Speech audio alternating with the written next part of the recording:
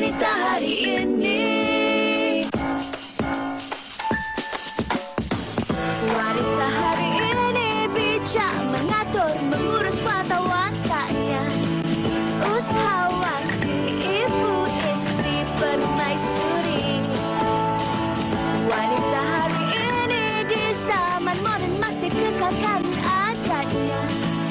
Dihormati, disayangi, disanjungi. Wanita hari ini. Assalamualaikum, selamat tengah hari. Terima kasih bersama kami jam 12 tengah hari ini. Seperti biasa, Isnin hingga Sabtu anda bersama dengan Wanita hari ini di TV3. Dan hari ini, Rabu 24 Mei, anda bersama saya, Fadil Ahmad dan juga adik bungsu saya ni.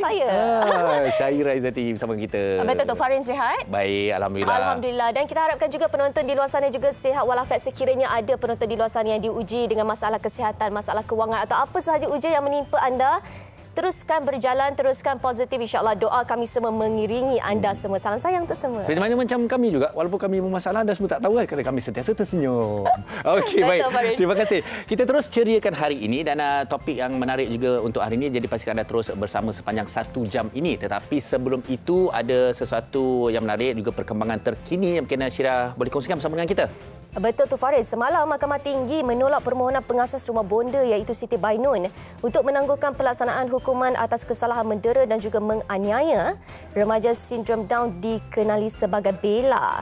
Dan untuk rekod juga pada 3 Mei lalu, Bella dijatuhkan hukuman penjara 10 tahun bagi pertuduhan pertama dan 12 tahun penjara bagi tuduhan kedua, dengan kedua-dua hukuman diperintahkan berjalan secara serentak.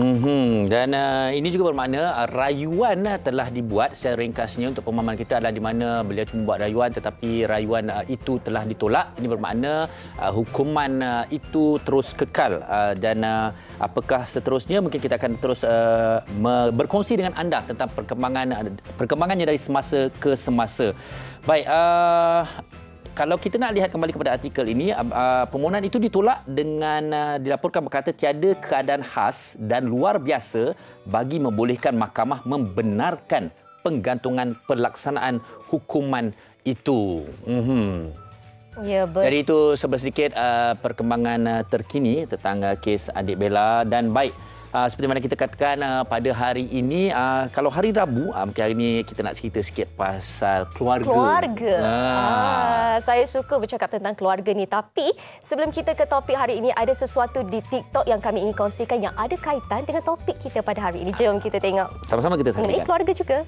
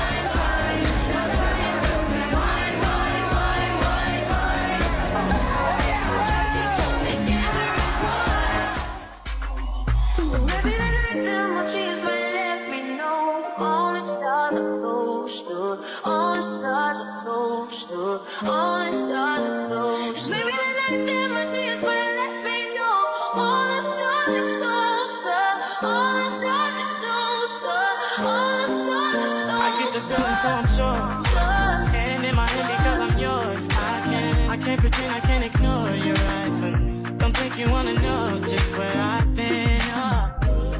Baik, itu dia. Kalau orang kata sebenarnya keluarga ni adalah harta yang sangat berharga. Setuju. Dan kalau kita lihat aktiviti bersama keluarga ni harus sentiasa dihargai dan juga dipupuk. Tetapi bila bercakap tentang hubungan sesama manusia, apatah lagi keluarga kita sendiri, darah daging kita sendiri, ada kalanya yang memberikan satu imah dan ada kalanya juga merupakan satu cabaran untuk kita dalam mengharungi kehidupan jadi lebih matang sebenarnya. Betul tu Farid, dan sebenarnya itu juga apa yang Farid berkatakan tadi ada kaitannya dengan topik kita pada hari ini, iaitu dilema keluarga sandwich, yang mana untuk pengetahuan penonton, keluarga sandwich ini kita tersepit di antara kita menjaga kedua ibu bapa yang mungkin uzur, yang memerlukan perhatian kita, dan juga kita turut menjaga anak-anak yang masih kecil ataupun kita juga menjaga ataupun membiayai adik-adik yang masih bersekolah. Maksudnya kita ni dikatakan menjadi tulang belakang keluarga untuk pastikan semua urusan dan juga mereka punya keperluan ni dipenuhi. Ini macam kalau bahasa Inggeris dia breadwinner lah orang kata. Okey. Berkongsi sedikit yang telah dikongsikan oleh penerbit kami In Mahat pada hari ini. Saya bacakan sikit. Keluarga sandwich bukanlah suatu isu terpencil di negara ini. Ia diperkatakan sejak tahun 1990-an, terutama dalam kalangan wanita yang mempunyai kerjaya namun terbeban dalam menjaga dua generasi secara serentak dalam satu rumah. Jadi di mana inilah dilema mereka terperangkap di antara ingin menjaga semua pihak, ingin memenuhi segala keperluan semua pihak, tetapi ada kalanya diri mereka sendiri yang mungkin terkorban. Betul. Dan itu juga mungkin boleh membawa kepada masalah kesihatan mental sebab dah terlalu stres dekat mana nak jaga anak, dekat mana nak jaga diri, dekat mana lagi nak jaga ibu bapa dan sebagainya. Dan itu yang bakal kami kongsikan hari ini. Sekiranya anda di luar sana ada pengalaman berada dalam keluarga sandwich ataupun ada sesuatu yang ingin anda kongsikan, tips untuk kita kendalikan keluarga sandwich dan sebagainya, anda boleh terus kongsikan kepada kami di Facebook Wanita Hari Ini dan juga follow kami di IG dan juga TikTok WHITV3. Okey, jangan silap, dengarnya macam ianya merupakan satu masalah, tapi hari ini yang kita nak bincangkan adalah di mana pronya ataupun hikmahnya dan juga sekiranya mungkin ada cabarannya, bagaimana kita boleh mengendalikan. Apa yang pasti seperti yang saya katakan tadi, keluarga ini adalah harta yang harus sentiasa kita jaga. Baik, teruskan bersama kami, jangan ke mana-mana, kita berehat seketika. Wanita Hari Ini. Wanita Hari Ini. Baik, masih lagi bersama kami di Wanita Hari Ini. Sebagaimana yang kami wawarkan di awal rancangan kami tadi, hari ini kita nak bincangkan topik mengenai keluarga sandwich tersepit di antara ibu bapa dan juga anak-anak. Baik, jadi saya pasti ini juga adalah satu yang menjadi kelaziman dalam masyarakat kita sekarang kerana ini menjadi satu tanggungjawab kerana untuk menjaga ibu, ayah, apa tadi, anak-anak dan sebagainya. Jadi inilah yang perlu kita bincangkan kerana kalau kita salah cara menguruskannya, ia menjadi satu masalah dan juga dilema yang sangat-sangat besar. Jadi bersama dengan kita pada hari ini, bersama dengan saya, di sebelah saya ini Diana Rusdi. Terima kasih Diana bersama kita pada hari ini. Assalamualaikum. Waalaikumsalam. I'm back.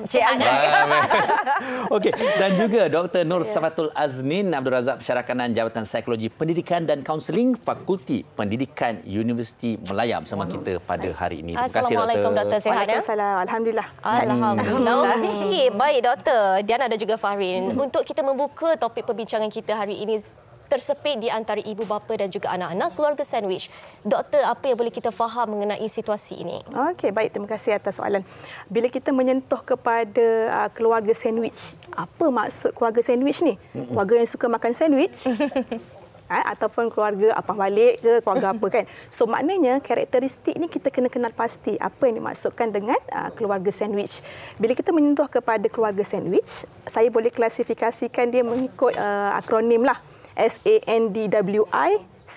Lebih sikit mudah faham kan? Baik. Keluarga sandwich, okey. S saya kategorikan dia kepada tersepit, sepit antara dua generasi. Atau kita panggil generasi atas dan generasi bawah. Apa tu generasi atas tu? Siapa generasi bawah tu? Kita masuk pula A. A tu artinya tersepit antara generasi bawah ataupun anak kita panggil. Okey. Kemudian N, D. Nenek dan datuk. Maknanya generasi yang atas. Maknanya yang tengah-tengah tu tersepit antara generasi atas dan generasi yang bawah. Okey, bila kita masuk pula kepada W, maknanya kita waktu dia tersepit untuk menjaga kedua-dua generasi ni.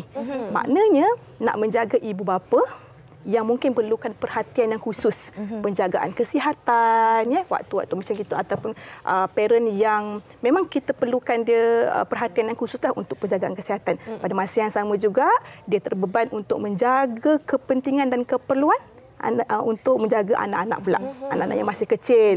Okey, urusan mungkin ada anak-anak kecil nak menyusu sebagainya, ada perhatian khususlah, dan dia akan menyebabkan suasana cemas. Bila cemas ni berlaku, balance tak ni, saya ni bagi keperluan kepada parent ni cukup ke tak, ataupun saya bagi perhatian kepada anak-anak ni sewajarnya ke tak, ataupun ada tak imbalance dekat situ.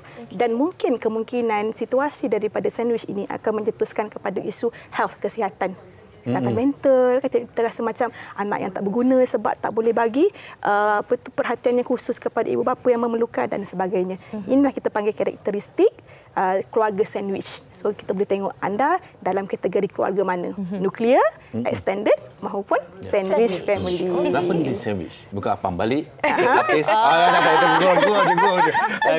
Okey, tapi kita nak tanya pada Diana. Tadi bila doktor cakap tadi,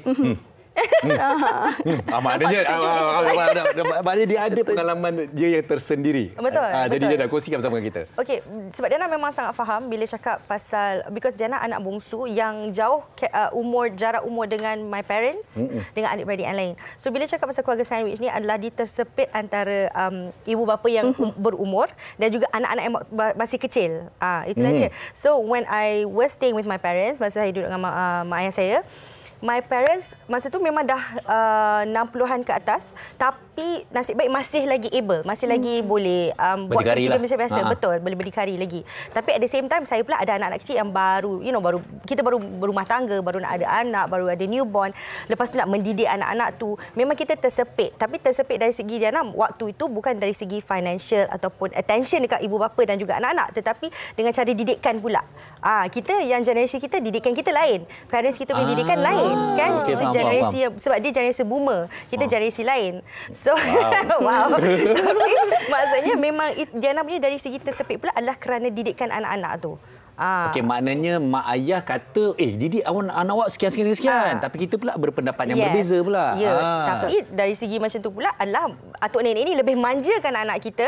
Kita pula nak strict dengan anak-anak kita macam mana? Ataupun kita nak didik anak-anak kita tu macam mana? Salah satu dilema je. Ya, sebab konflik atuk pendidikan nenek tu. kan masa tang kita, time masa jaga kita, dia strict je lah macam pemain. Tapi bila kita ada anak-anak kita pula, dia punya manjakan dia lain pula kan. So itulah dilema dia for me lah untuk Diana. Waktu itu masa Diana duduk dengan parents Diana.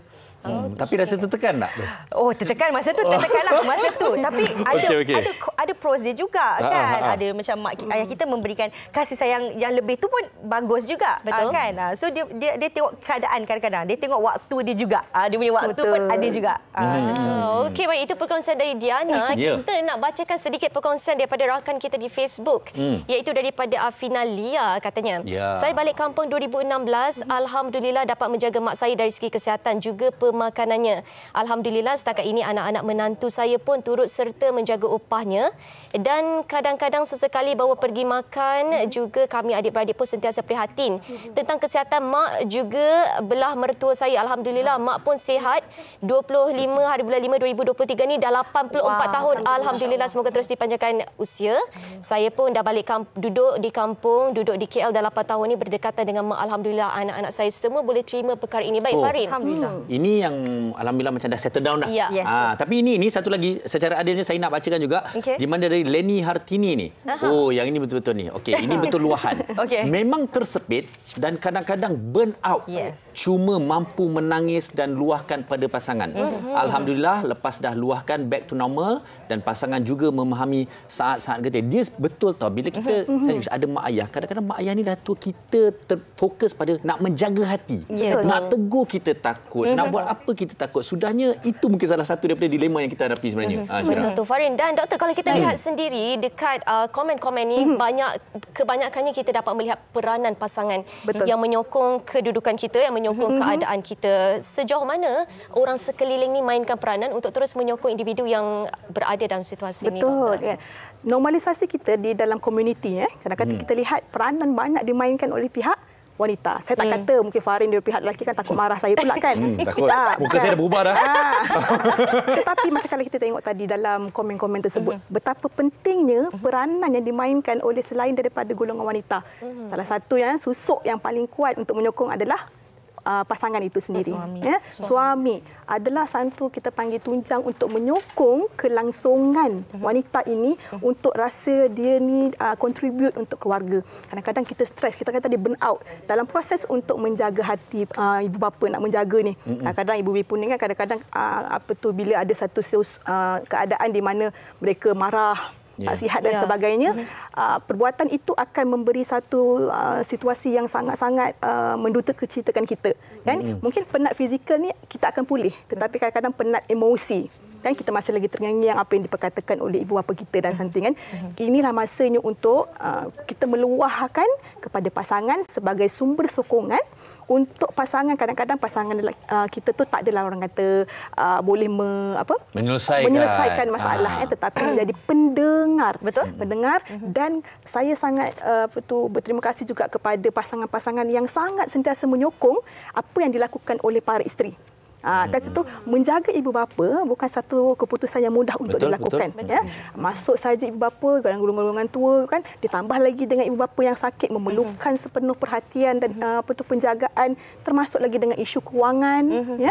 Jika ada sokongan yang sangat kuat daripada pasangan, khususnya pihak kaum-kaum Adam ni kan, mereka akan menerangkan bahawa mereka ada tempat untuk mereka bergantung, meluahkan perasaan dan kita panggil recharge semula perasaan-perasaan burnout tersebut, perasaan-perasaan stres, kecemasan dan rasa hopelessness tu, tidak boleh bergantungan kerana mereka ini ataupun wanita ini mereka perlu satu keadaan untuk self care. Cara self care ini juga adalah dengan meluahkan kepada pasangan. Selain daripada pasangan, kita ada adik-beradik sebagai sumber sokongan. Sokongan ini bukan hanya dalam bentuk material semata-mata, kewangan, tetapi dalam bentuk sokongan penggiliran untuk menjaga ibu bapa, tanya khabar kepada ibu bapa, ataupun mungkin ada satu inisiatif macam tadi komen tadi kan, mereka bawa setiap minggu tu keluar, ibu bapa keluar pergi kan, keluar jalan-jalan dan sebagainya. Ini sebenarnya yang bentuk sokongan yang perlu dimainkan lah sebagai satu orang kata penguat untuk kita terus survive dalam sandwich family ni. Betul. Kalau perkara ni tak dikongsikan tanggungjawab ni, dia akan jadi, itu yang jadi satu dilema sebenarnya. Suami rasa terabai semata-mata kerana pasangannya menjaga ibu bapa yang sebenarnya juga tanggungjawab. Kemudian macam-macam perdebatan dan sebagainya kan. Jadi ini yang perlu kita ambil tahu sebenarnya. Okey. Betul, dan saya tertarik dengan kata-kata doktor tadi. Peranan adik-beradik juga penting dan saya kira ini ada kaitannya juga dengan rakan kita di Facebook ini mungkin berkongsi sedikit luahan rasa dari Iza Comel. Katanya, saya anak sulung dari 4 beradik, kami memang bergilir menjaga ibu yang tak sihat. Namun kadang-kadang bila tiba giliran nak bawa ibu ketemu janji klinik, masing-masing seolah-olah memberi alasan. Bila saya menegur, dikatakan saya mengarahkan adik-adik. Iza, itu sebenarnya saya dengan adik-adik saya pun kadang macam tu. Ini pun sebenarnya ada dilema pasal kerana bagi bagian saya, kakak saya lah, terima kasih kepada beliau yang di mana mak ayah saya menjaga. Tapi itu juga antara sebahagian daripada komunikasi kami yang perlu kami ambil perhatian juga. Okey, baik, seterusnya ini daripada seorang lelaki, Amin. Okey, daripada Amin Nuruddin. Assalamualaikum. Apa yang penting sama memahami antara satu sama lain. Jika sesuatu keadaan tidak terlalu memaksa, maka satu perkara berkait ini dapat dirancang dengan baik dari ibu bapa dan anak-anak. Semua mampu main peranan ikut keadaan dan kemampuan, dan jika ada masalah saling berbincang dengan baik, insya-Allah semua akan baik-baik saja. Ini pun saya setuju juga. Komunikasi yang telus di antara semua pihak. Betul tu. Pada okey, sebelum kita ke perbincangan selanjutnya, kita nak dengar dahulu apa pendapat rakan-rakan kita di luar sana tentang perkara ini. Kita dengarkan.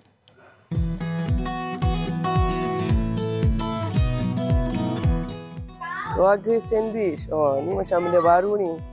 Pernahlah baca dia macam 3 generation of family lah, macam kita punya mak and then kita sendiri and anak lah. Dia kurang macam tu and we live together lah. Tak tahu. Tak pernah dengar. Saya tak pernah dengar, tak pasti. Pada pendapat saya, sekarang ni yang saya banyak observe lah, sebab saya tak kahwin lagi. Saya rasa banyak perempuan, especially macam saya rasa kita tanggung, contohnya menanggung perubatan keluarga. Saya rasa kalau tengok sekeliling pun perempuan yang banyak ambil alih daripada anak lelaki lah.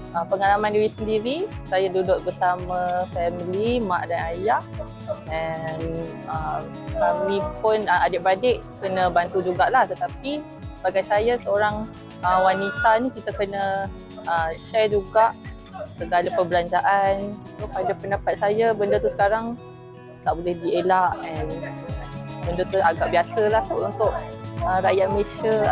Susah nak cakap because of itu orang tua kita and then yang tu pula anak.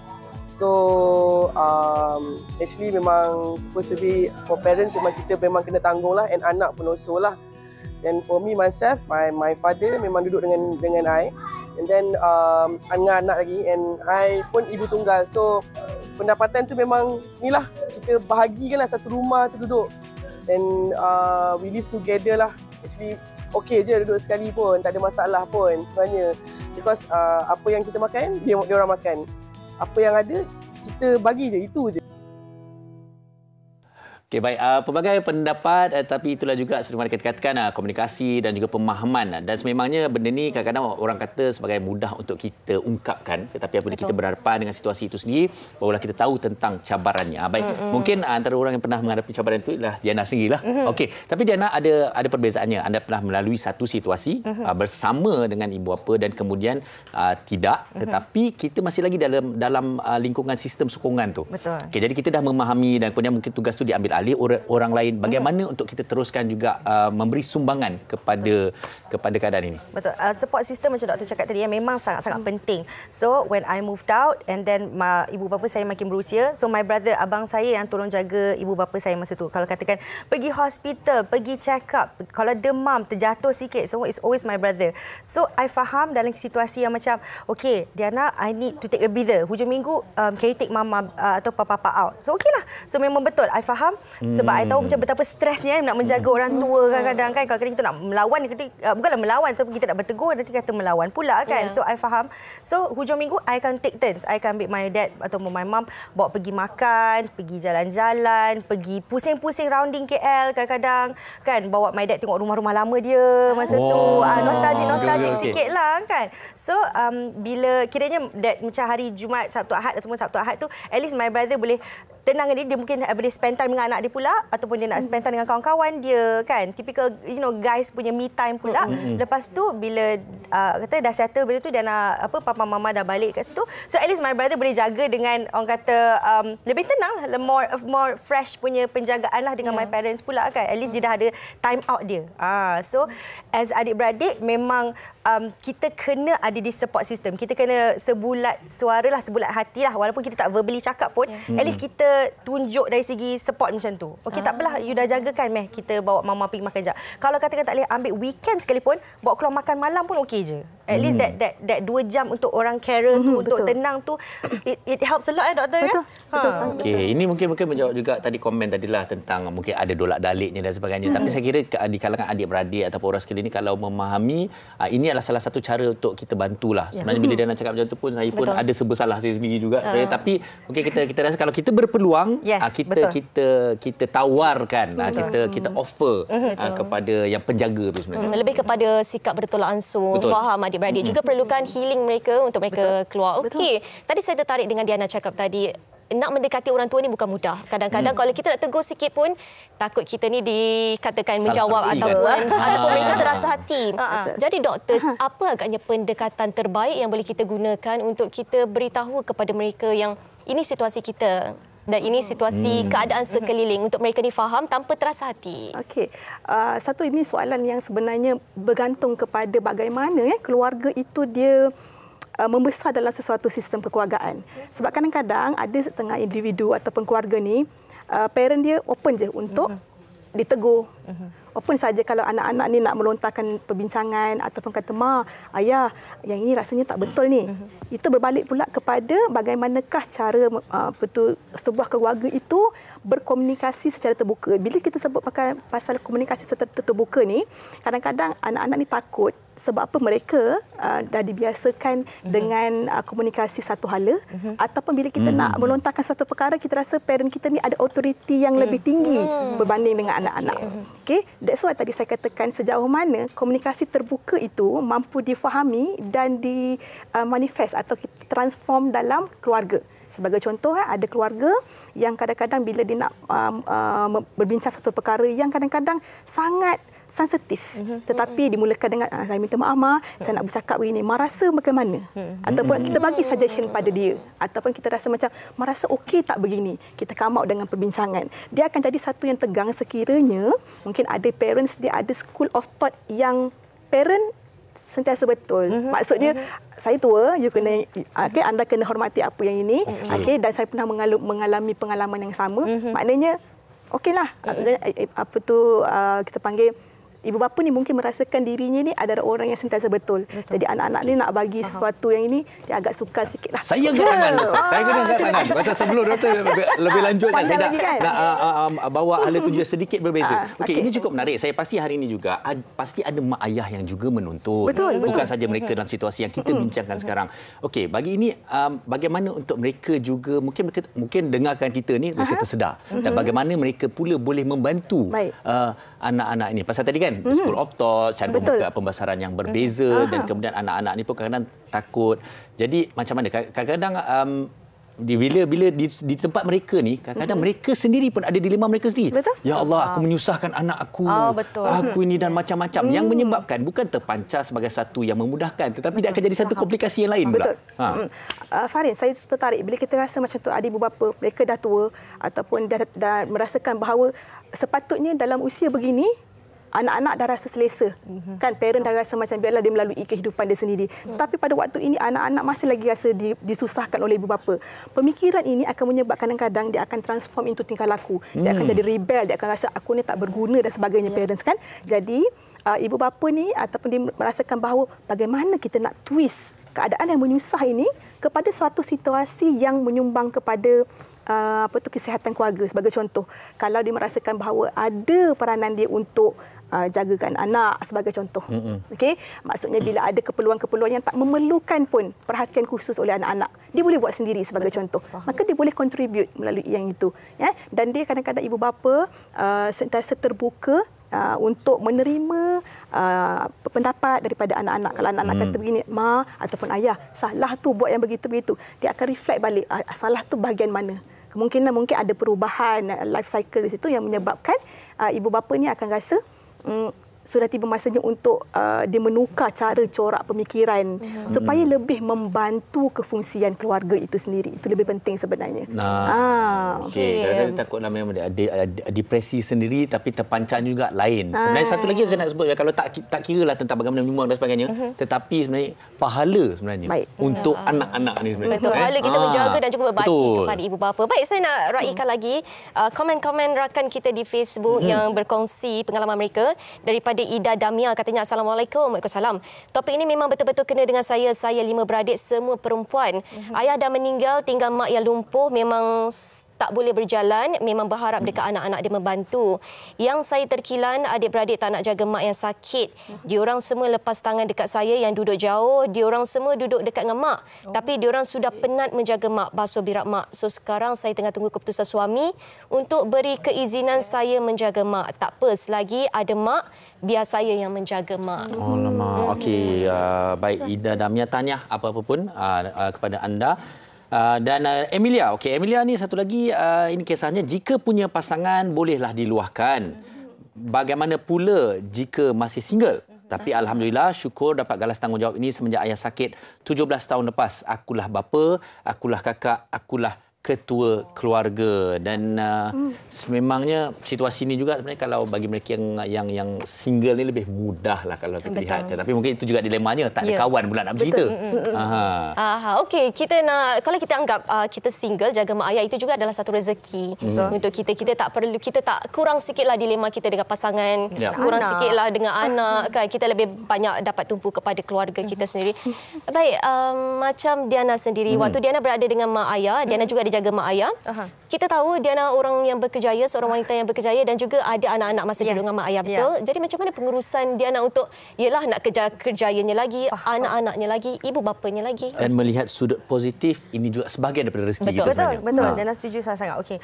Alhamdulillah, okey, yang banyak menolong Diana adalah my husband, suami Diana sendiri, okey. Sebab because Diana punya kerja macam kita kan, kita kerja dengan shooting dan sebagainya, kita punya schedule agak tight. So my husband pula jenis dia punya working hours are flexible. So kebanyakan yang menjaga anak-anak dan juga my parents sebelum ni adalah my husband sendiri, suami saya sendiri. So alhamdulillah dapat suami yang sangat memahami, penyabar kan, sebab dia tahu situasi nak kena jaga mak ayah dan juga anak-anak. Of course bila saya kerja, lah, tapi bila saya balik rumah saya take over, dia pula bekerja. So itulah dia, alhamdulillah, macam bila cakap pasal peranan tu, my support system, my orang kata tulang belakang Diana adalah sebenarnya memang betul-betul suami Diana sendiri. Kalau katakan sebelum ni, kalau ada apa-apa sekalipun mak ayah Diana, papa masa ada sekalipun, papa akan telefon husband Diana cakap, oh Syai, boleh tak tolong papa ni, oh boleh tak bawa ni. Kalau katakan adik-beradik yang lain tak adalah tapi so maksudnya memang hubungan suami dengan mak ayah saya memang rapat, dengan adik-beradik saya pun rapat.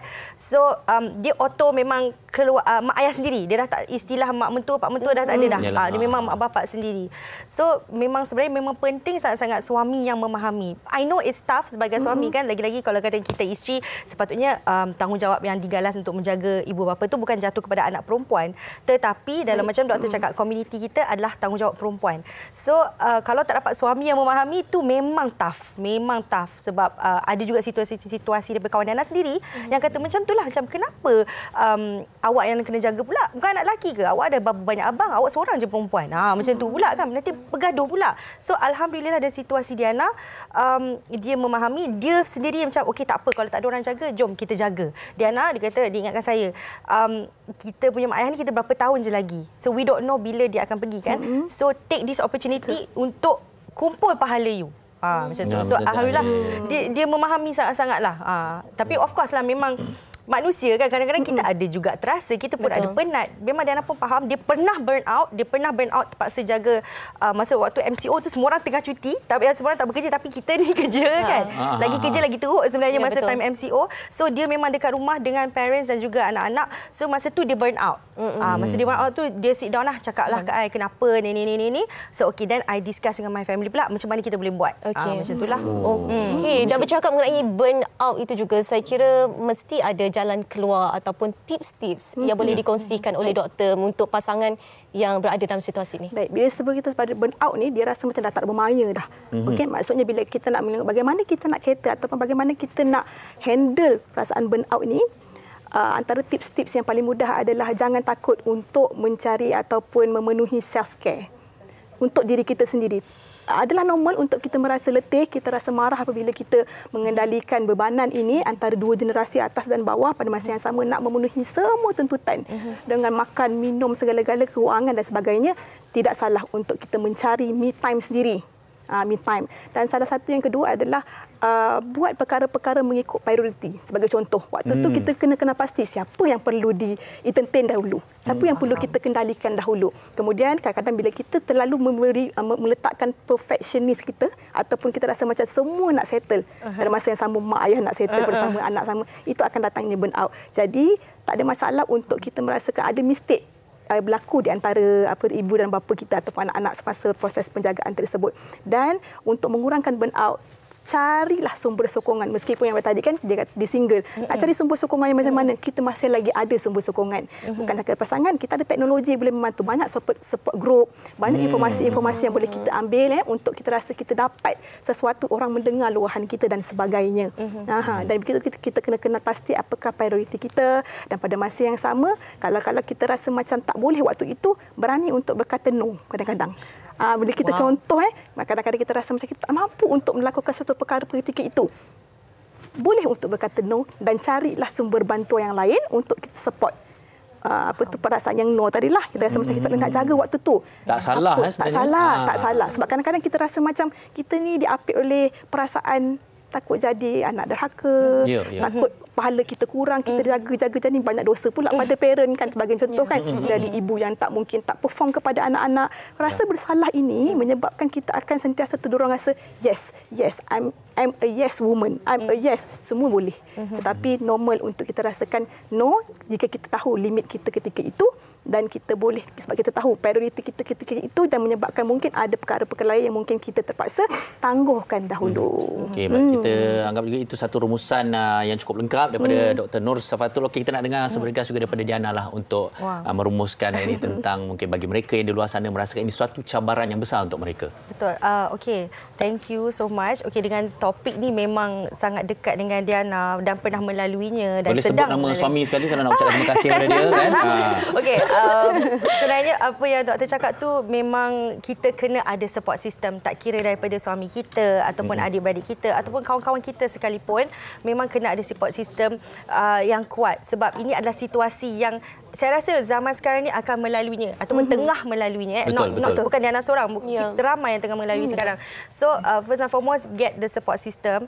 Lepas tu anggaplah ini dugaan sementara, you know, because macam kita dah pernah cakap, macam husband Diana cakap, macam Syahid juga cakap bahawa nak jaga parents ni tak lama pun. Walaupun 10 tahun, 15 tahun, it's actually masa yang sangat singkat untuk kita ada bersama mereka. Dan sebenarnya bila kita ada anak-anak ni baru kita tahu, oh macam mana mak bapak kita jaga kita dulu baru teringat betapa susahnya, sukarnya kan. So ni adalah masa untuk kita balas balik. Sesukar macam mana pun, kalau boleh, insyaAllah kalau boleh, tolong ambil this opportunity untuk jaga. Walaupun tak payahlah jaga, walaupun tak boleh jaga setiap hari 7 days a week tu, satu kali seminggu pun bolehlah, jadilah macam tu.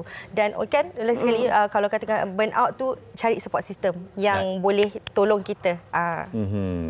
Baik, kita sekali lagi ucapkan terima kasih kepada Dr. Nur Safatul dan juga Diana Rusdi kerana bersama kita pada hari ini. Saya berharap juga bagi mereka di luar sana, Syirah, mungkin ada yang merasakan mereka dalam dilema ataupun kebuntuan. Kita harap sikit sebanyak hari ini telah memberi suatu inspirasi ataupun keterbukaan hati anda menghadapi cabaran seperti ini. Betul. Terima kasih sekali lagi kepada kedua-duanya. Baik, kita nak berhenti berehat seketika. Sekembalinya nanti kita ada persembahan daripada Ziha Saleh. Jangan ke mana-mana.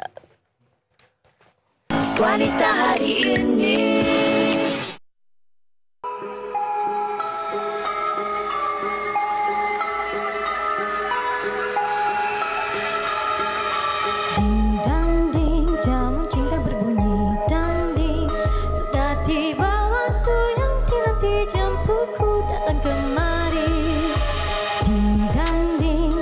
Jam 12 danding menjelma diriku menghampiri, akhirnya kita di sini. Harumnya bunga mawar merah buat hati terpukau yang melangkau. Bila awan dileraikan, jaga-jaga kau dijagakan, berteman keceritaan cinta bulan purnama.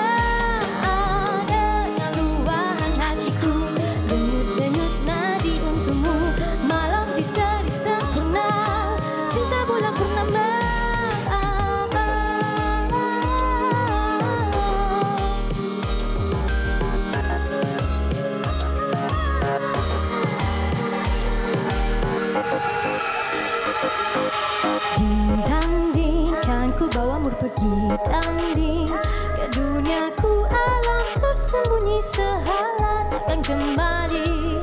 Harumnya bunga mawar merah buat hati terpukau yang melangkau. Bila awan dileraikan, jaga-jaga kau dijagakan, berteman kejelitaan cinta bulan purnama.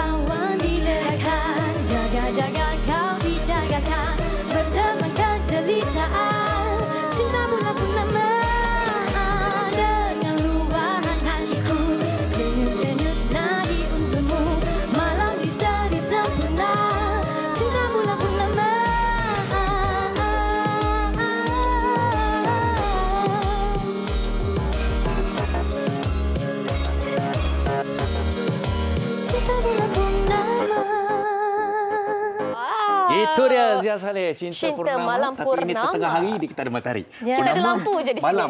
Kita ada malam. Okey, baik. Zia, terima kasih bersama kita pada hari ini. Terima kasih. Ini yang terbaru daripada Zia. Ya, Okey, saya terbaru. kalau boleh dikongsikan bersama dengan kita mengenai lagu ini. Cinta Malam Bulan Purnama. Cinta Malam Purnama. Purnama Cinta je, tak Malam ada bulan. Purnama. Okey, silakan. Okey. Bulan kita simpan jap. Bulan kita sebut. Okey. Okey, cerita ni lebih kepada actually OST untuk penggali kubur dekat tonton.my. Okey. Yes, cerita tu Bila dia, yang belakang kita berkisahkan ni. dia, Ha. yes, cerita seram lah. Tapi sebenarnya lagu ni kita boleh ditujukan juga untuk orang kata sepasang kekasih yang sedang hangat bercinta. Kalau ikut pada tonton cerita drama ni, dia lebih kepada seram lah. Tapi kalau ikut kepada saya, dia punya lirik kalau kita mendalami dan menghayati, dia seorang sepasang kekasih yang sedang hangat bercinta.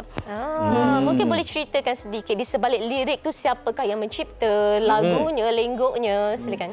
Okey, komposer dan juga lirik tu sama daripada Iki Haq, John Jif dan juga Firdaus Rahmat. 3 orang. Okey, dan kalau kita lihat juga kami nampak tadi Zia memang sangat-sangat selesa dan enjoy menyanyikan lagu ini. Jadi ini merupakan satu yang selesa dan juga genre kegemaran ataupun pilihan Zia sendiri. Okey, ini actually my first time lagu yang bergenre macam ni.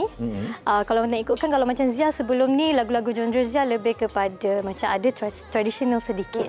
Tapi disebabkan kita nak kenakan dengan cerita drama tersebut, kita masukkan elemen tradisional sedikit dan juga pop.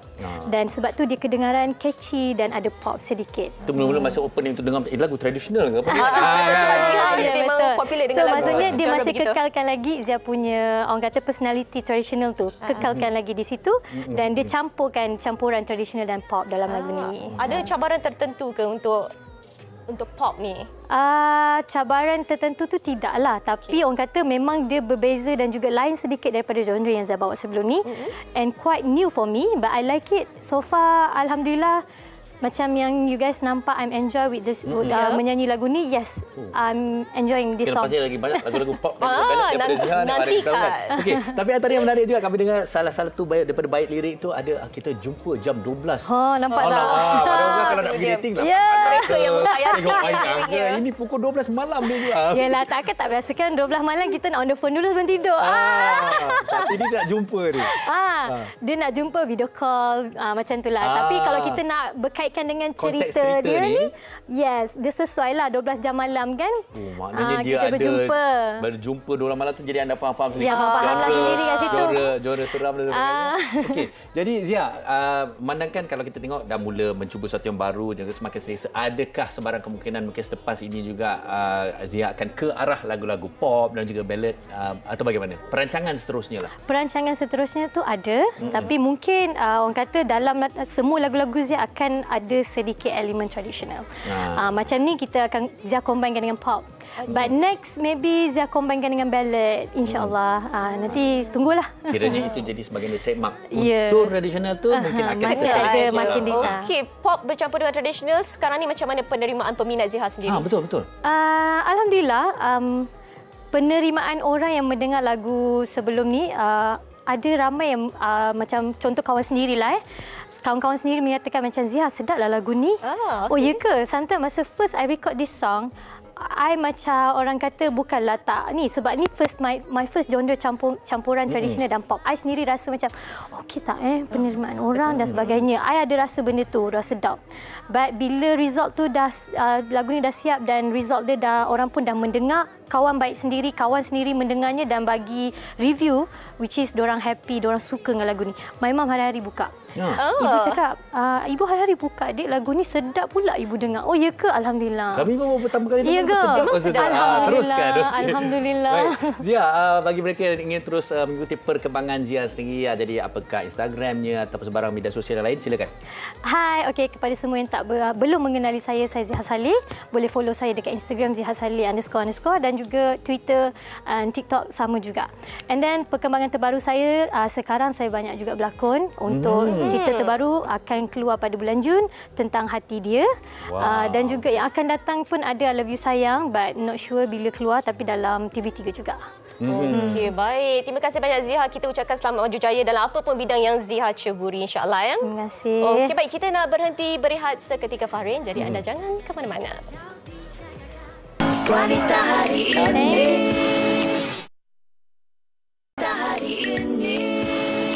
Baik, terima kasih para penonton yang masih lagi bersama kami di Wanita Hari ini dan terima kasih juga kepada rakan-rakan kita di Facebook yang sudi berkongsi pelbagai tips, pelbagai kata orang, pelbagai pengalaman, komen dan sebagainya. Terima kasih banyak-banyak. Okey, ini ada satu yang cukup menarik ingin kongsikan. Syira tahu tak? Saya ada filem terbaru. Saya tak tahu. Ini saya nak kongsikan bersama penonton. Okey, filem Fast 10. Okey, kalau tak ada plan nak buat hujung minggu ini, jangan risau sebab sequel terbaru Fast and Furious bertajuk Fast 10 baru saja ditayangkan di panggung wayang. Jadi jom sama-sama kita saksikan trailer Fast 10 ini. Cari saya. Betul tu. Dan seterusnya, jangan lupa There's war coming.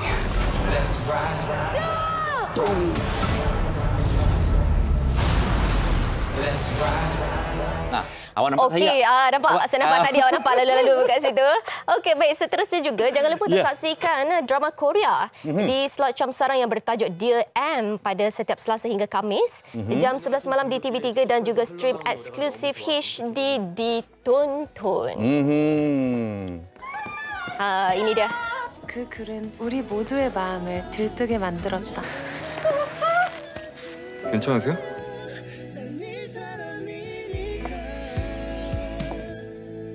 Dear M, Selasa hingga Khamis 11 malam di Cam Sarang TV3. Korea ke Inggeris awak suka? Saya suka English. Inggeris. Oh, Dear M. Dear M tu Dear Minah, Dear Muhammad. Tapi saya minat cerita Melayu je. Akasia Samarinda itu je. Ini dia hero Malaya kita. Okey, baik, dalam gelak ketawa kita kami harap anda telah terhibur dan mendapat pengisian yang cukup baik sepanjang perbincangan kita sebentar sahaja tadi.